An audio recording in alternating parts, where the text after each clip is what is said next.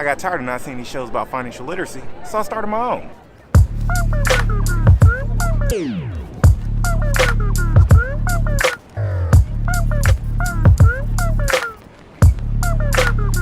Silhouette, dark figure on it. Almost forgot, I have no clue how to host my own show, so I'm gonna have to do some research. Yeah.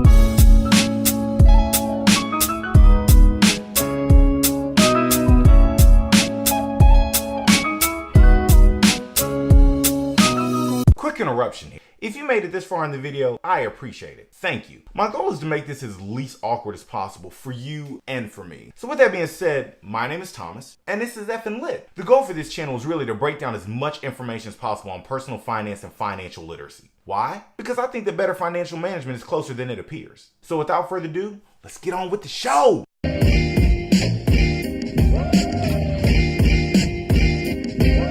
More money, more problems. That's what the great philosopher Biggie Smalls told us. Now, I wouldn't know if Biggie was telling me the truth or not, because quite frankly, I don't have enough. I'm like, not enough money, lot more problems. I could be wrong, but I think we're all trying to figure out if Biggie was telling us the truth. And in that quest to end up on the cover of Fortune, I'm sure you and I have heard every single suggestion in the world about how we can make some extra money. Now, with those suggestions, some may work, some may not work. Unfortunately, we have to figure that out for ourselves. But while you're on your quest, I've got something else for you to consider. Genuine color. Today's topic, the topic right now.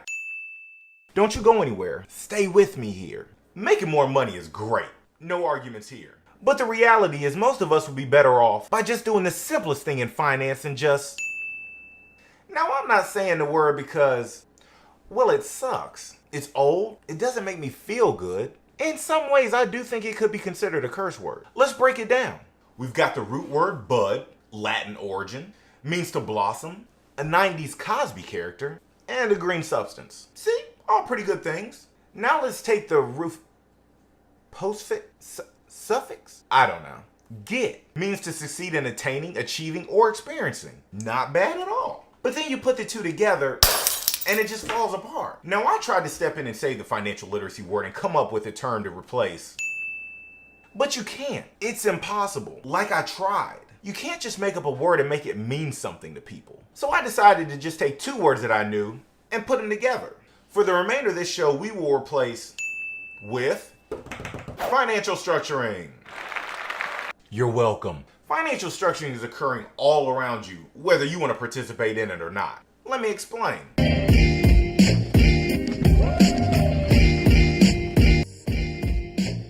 Got you right here. Wait, quick modification. There we go. So you decide you need some money. Your parents say, well, if you need some more money, get a job. So you do. Congratulations. Corporations use financial structuring to divide up their money to different areas such as research and development, office leases, software, and most importantly, your salaries. Speaking of salaries, you worked your hours for the week. Payday. Wait a minute. The federal government uses financial structuring to decide how to use your tax dollars.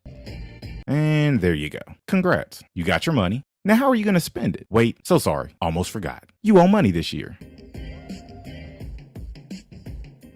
Okay, now congratulations. How are you going to spend all that money? No need to fear. There are plenty of companies to help with that. All of these companies have financially structured a portion of their money to marketing so that they can get a portion of your money. So who's the oddball out here? The companies that give you your money do structuring, the government that takes a portion of your money does structuring, and the companies that take the last of your discretionary income do structuring. Now, it's important for me to say that financial structures don't always go as planned. And that can be for a number of different reasons. Setting unrealistic goals, not planning ahead, and not actually being committed to the process, just to name a few. Not to mention trying to keep this process simple. It becomes way more complicated when two or more people get involved. Because nobody knows you better than you. You know what items you like to splurge on, you know what bad habits you have, and you know what ultimate goals you're working towards. When you add a spouse, boyfriend, girlfriend, or anybody else, the game gets a bit more complicated. All of a sudden, everything you know about yourself, you now have to find that information out about the other person. And that's going to take time, trust, compromise, and a whole bunch of communication. So please don't think these financial structures are foolproof. There are plenty of examples of financial structures that don't work properly. And also, well, what about, I don't know, I'm sure I can think of one later. There are a couple different methods you can use to set up your financial structure. First up, the pen and paper method. No mystery here. All you need is a pen and a piece of paper. So what you're going to do here is write your income. I should probably give a high-level overview of what financial structuring involves. Financial structuring is taking your money, whether it's the salary from your job, allowance from your parents, or your trust fund, and allocating those funds to different financial categories specific to you. Some of these categories could be financial obligations, some could be discretionary expenses, and others could be financial goals that you set for yourself. Once your financial structure is set, track how you're doing, and modify your allocations as needed. That's it. Back to the show. Write your income on one side, and your financial categories on the other. The pen and paper method is effective and it's pretty simple. The problem for me though is when I get a pen and piece of paper in my hand, I start drawing and I end up forgetting what I'm doing. Like here's one of my masterpieces. That's me on the skyline. And here's another masterpiece that I often do. Even though the pen and paper method is extremely effective, it's still not my number one choice. Kobe. Next up, the envelope method. Supplies needed, a pen, some envelopes, and your money for the month. In cash. Write out all your monthly expenses on the envelopes. Next, put the desired amount of money that you want to spend on each of these categories inside the envelopes. Now we're set. When expenses come up during the month, you can only use the money in the envelopes. Once the money runs out, that's it. If there's money left over, that money is considered your savings for the month. I did happen to find an unintended consequence of this method.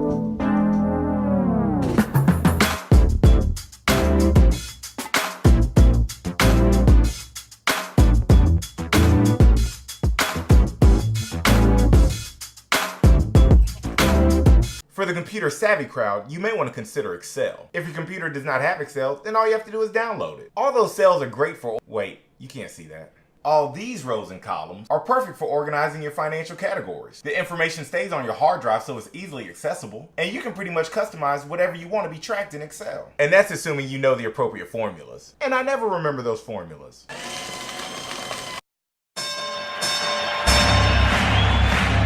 Ladies and gentlemen, let's get ready to rumble! Oh yes, the best way, the only way, the absolutely most lit way to set your financial structure is Monopoly. It's got everything you need. You've got money, you've got things to spend your money on. You can get rich, you can go broke. You can choose your own strategy, not to mention you've got greed, envy, and heartbreak all wrapped up into one game. So if we take a look at the board, I'm trying to run a show over here. Like I was saying, why?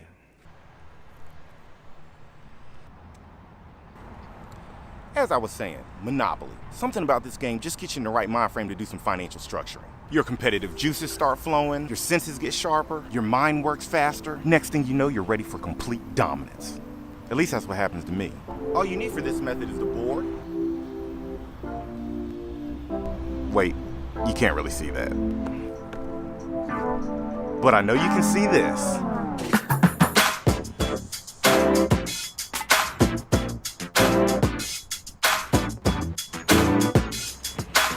Set up the board.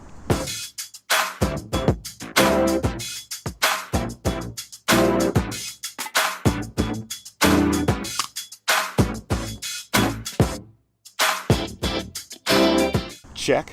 Replace Baltic Ave and others with your financial obligations such as rent, student loan, taxes, and retirement savings. Pass, go, and collect your income. Track your spending for the And I just want to play.